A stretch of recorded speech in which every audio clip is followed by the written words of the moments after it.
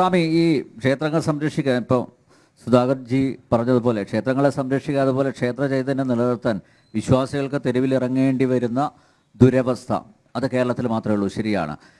ഇവിടെ ഈ ദേവഹിതം അതാണെങ്കിൽ അത് തന്ത്രി കുടുംബത്തിലുള്ള മറ്റുള്ളവർ അറിയേണ്ടതല്ലേ? അവരാണ് കോടതിയെ സമീപിച്ചിരിക്കുന്നത്.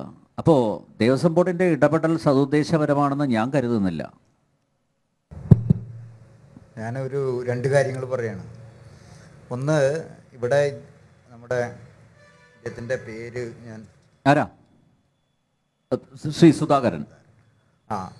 സുധാകരൻ പറഞ്ഞ കാര്യങ്ങൾ അദ്ദേഹം പറഞ്ഞു വിജയമാഷ് എനിക്കറിയാവുന്ന ഒരാളാണ്, എൻ്റെ ഗുരുനാഥൻ്റെ സുഹൃത്താണ്, സംസ്കൃത പണ്ഡിതനാണ്, പഠിച്ചിട്ടുള്ള ആളാണ്, പഠിപ്പിച്ചിട്ടുള്ള ആളാണ്. എന്തായാലും ഒരു സംസ്കൃത പണ്ഡിതനെ ദേവസ്വം ചെയർമാനാക്കി നന്നായി. കഴിഞ്ഞ തവണ ഒരു അബ്കാരിയായിരുന്നു, 2 ടേമാണ് അദ്ദേഹം ഇരുന്നത്.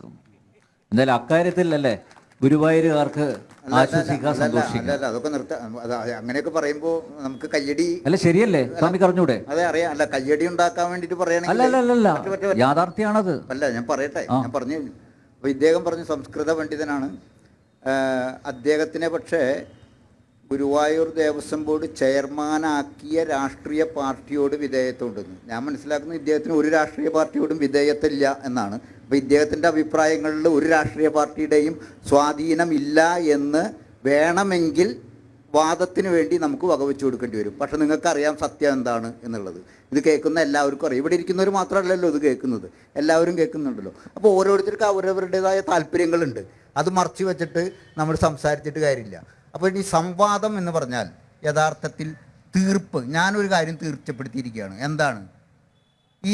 ഇതേ ഞാൻ വിശ്വസിക്കുള്ളൂ, വേറെ എന്ത് പറഞ്ഞാലും അംഗീകരിക്കില്ല എന്നൊരു കാര്യം ഏതെങ്കിലും വിഷയത്തെക്കുറിച്ച് തീർപ്പ് കൽപ്പിച്ച് ഞാൻ അവിടെ വന്നിരുന്നാൽ നിങ്ങൾക്ക് എന്നോട് സംവാദം നടത്താൻ പറ്റില്ല. സംവാദം എന്ന് പറയുന്നത് എന്താണ്? മറ്റൊരാളുടെ അഭിപ്രായം കേൾക്കുക, കേട്ടിട്ട് അതിൽ ശരിയുണ്ടോ തെറ്റുണ്ടോ എന്ന് ശ്രുതിയുക്തി അനുസരിച്ച്, പ്രമാണമനുസരിച്ച് തീരുമാനം എടുക്കുക.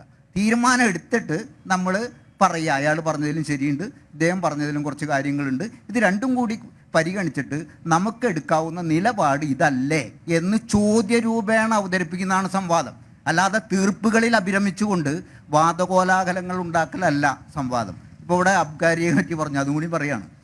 എന്താണെന്ന് വെച്ചാൽ നമ്മുടെ നാരായണ ഗുരു പറഞ്ഞ 2 കാര്യങ്ങളെ നമ്മൾ അനുസരിക്കാത്തുള്ളൂ. നമ്മളെന്ന് പറഞ്ഞാൽ ഇവിടെ ഇരിക്കുന്നവരല്ല കേട്ടോ, ഞാനുമല്ല. അതൊന്ന്, ചെത്തരുത്, വിൽക്കരുത്, കുടിക്കരുത് എന്ന് പറഞ്ഞു. കേരളം ഇപ്പോഴത് കേട്ടിട്ടുണ്ടോ? ഇതിനു മുമ്പ് അത് കേട്ടിട്ടുണ്ടോ? വെള്ളാപ്പള്ളി നടേശൻ പോലും അത് കേട്ടിട്ടുണ്ടോ എന്ന് നമുക്ക് ചോദിക്കേണ്ടി വരും, ഇല്ലേ? ഒന്ന്. രണ്ടാമത്തെ കാര്യം, പിന്നെ അദ്ദേഹം പറഞ്ഞു കരിയും വേണ്ട, കരിമരുന്നും വേണ്ട.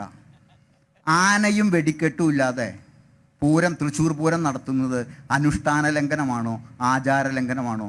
നാരായണ ഗുരു പറഞ്ഞതാ.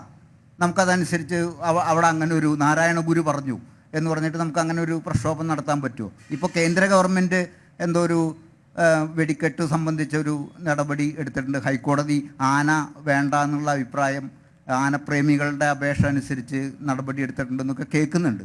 അങ്ങനെയാണെങ്കിൽ അത് വലിയൊരു പ്രശ്നമായിട്ട് മാറും.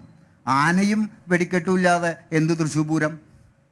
അപ്പോൾ ഇതൊക്കെ വേറെ രീതിയിലാണ് നമ്മൾ ഇതിനെ കാണേണ്ടത്. ഇതിലെ ഒരു തരത്തിലുള്ള രാഷ്ട്രീയവും, അതായത് ഇടതോ വലതോ BJP ഉൾപ്പെടെയുള്ള ഒരു രാഷ്ട്രീയത്തിൻ്റെയും താല്പര്യങ്ങൾ ഇല്ലാതെ വേണം കാലോചിതമായിട്ട് മുഴുവൻ ജനങ്ങളെയും ഉൾക്കൊള്ളുന്ന വിധത്തിൽ ക്ഷേത്ര പരിഷ്കാരങ്ങൾ വരുത്താൻ എന്ന് തന്നെയാണ് എൻ്റെ അഭിപ്രായം. ഓക്കെ.